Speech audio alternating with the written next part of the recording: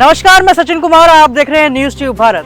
तो भैया आपको बता दें, आम आदमी पार्टी के कार्यालय में जश्न मन रहा है। जश्न इस बात का मन रहा है क्योंकि शुक्रवार को मनीष सिसोदिया को सुप्रीम कोर्ट ने जमानत दे दी है।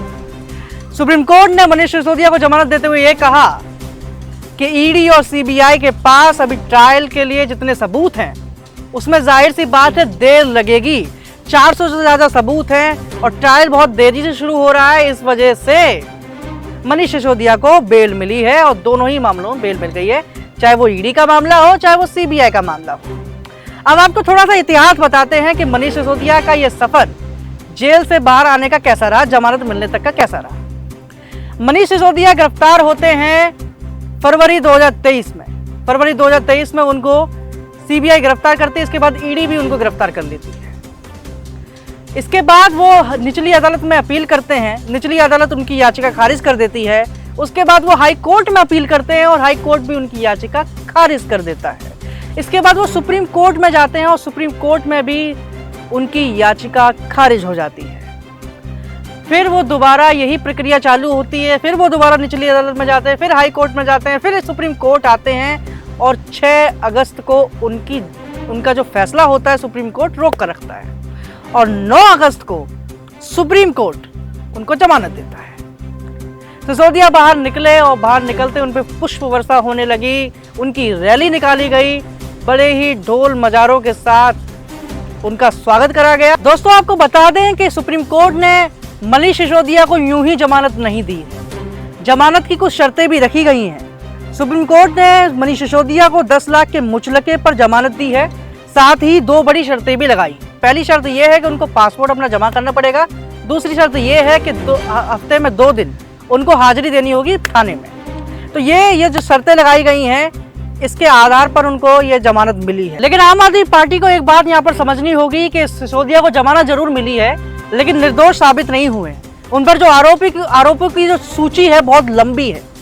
मनीष सिसोदिया आबकारी मंत्री रह चुके हैं और उन पर आरोप ये है कि उन्होंने मनमाने ढंग से इस आबकारी नीति का ढांचा तैयार करा और इसके बाद इससे उन्होंने कंपनियों को, जो निजी कंपनियां थी, उनको मदद पहुंचाने की और किसी भी तरह से उनको मुनाफा पहुंचाने की कोशिश की, जिसके चलते ये हुआ कि सरकार को नुकसान हुआ।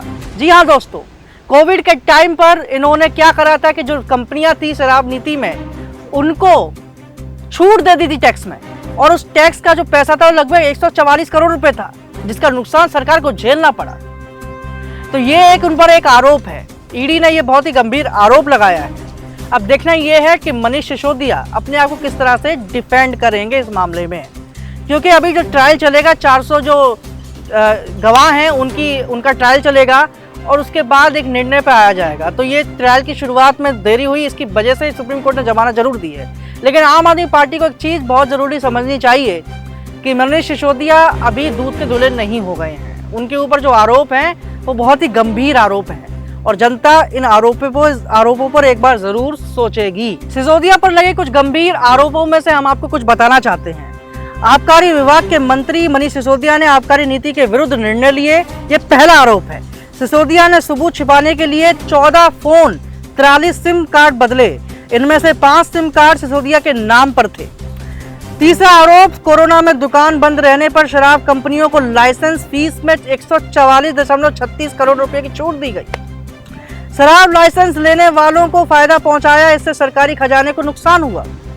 एक लाइसेंस आवेदक कंपनी को 30 करोड़ रुपए की रकम लौटाई, वो जरूरी अनापत्ति प्रमाण पत्र लेने में नाकाम रही। बिजनेसमैन अमित अरोड़ा को फायदा पहुंचाने के लिए सिसोदिया को करीब 22 करोड़ रुपए की रिश्वत मिली। ये देखिए कितना गंभीर आरोप है। और वर्ष 2021-22 में जिनको शराब के लाइसेंस मिले उनको टेंडर होने के बाद बेवजह फायदा पहुंचाया गया। तो आप ये समझ सकते हैं कि ये इतने गंभीर आरोप हैं और अभी इसमें इनको निर्दोष साबित नहीं हुए हैं, वो अभी इनका ट्रायल चल रहा है। तो अभी देखना यही है कि ये आरोप जो हैं कितने सिद्ध साबित होंगे, क्योंकि कई सारी चीज़ें हैं। जैसे दिल्ली में एक के साथ एक फ्री मिल रही थी, मतलब ये किस तरह की नीति थी कि दिल्ली की जनता ही शराबी बनती जा रही थी। तो मनीष सिसोदिया आबकारी मंत्री रहने के साथ ही, और ये शराब नीति का जो मामला, एक बार हम आपको शराब नीति भी समझाते हैं। शराब नीति क्या है कि उसमें निजीकरण करा गया था। गवर्नमेंट अब इस बिजनेस में नहीं रहेगी कि वो शराब बेचेगी, इसमें पूरी तरह से निजीकरण करा गया था। ज़्यादातर वो जो जिम्मेदारी से सरकार जो शराब बेचती थी उसको हटाकर अब जो निजी कंपनियां थी वो शराब बेचने लगी। तो जाहिर सी बात है जहाँ पर निजीकरण होगा और सरकार ने निजीकरण क्यों करा। एक तो पहले ये सवाल उठता है, आपको इस तरह की पार्टी देखा जाता है कि भाई आप निजीकरण के खिलाफ हैं, आप निजीकरण का विरोध करते हो, दूसरी तरफ आप शराब को निजीकरण करते हैं। तो ये देखने की बात है और इससे रेवेन्यू बहुत आता है। तो राजस्व बढ़ाने के लिए और निजीकरण करने के लिए ये आबकारी नीति लाई गई। और आपको समझाते हैं कि ये पूरी आबकारी नीति का जो मामला है वो है क्या।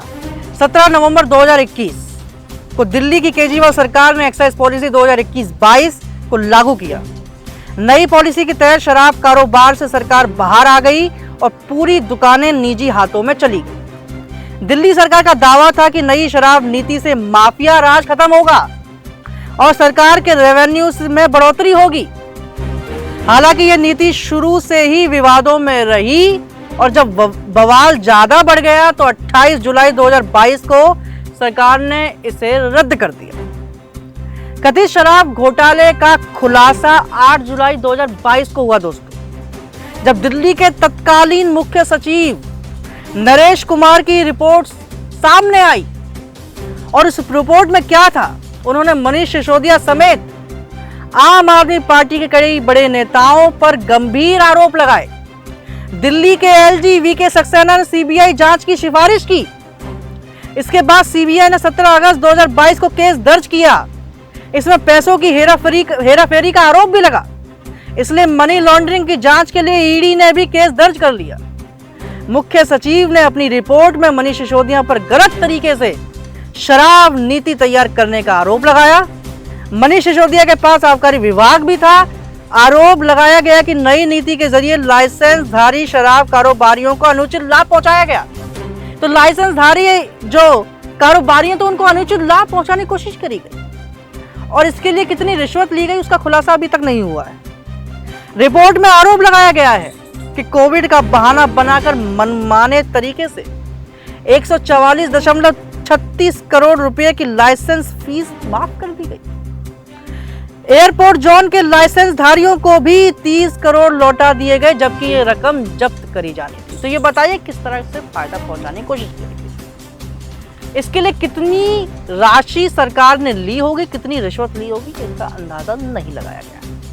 बहरहाल आप ये देखते रहिए कि आगे इस मामले में क्या होता है। अभी केजरीवाल तिहाड़ जेल में है और आम आदमी पार्टी के कई मुख्य लोग जैसे उनके जो मीडिया प्रभारी थे वो भी तिहाड़ जेल में बंद हैं, के कविता भी बंद है। लेकिन अब ये देखने वाली बात है कि इस मामले में आगे क्या होता है।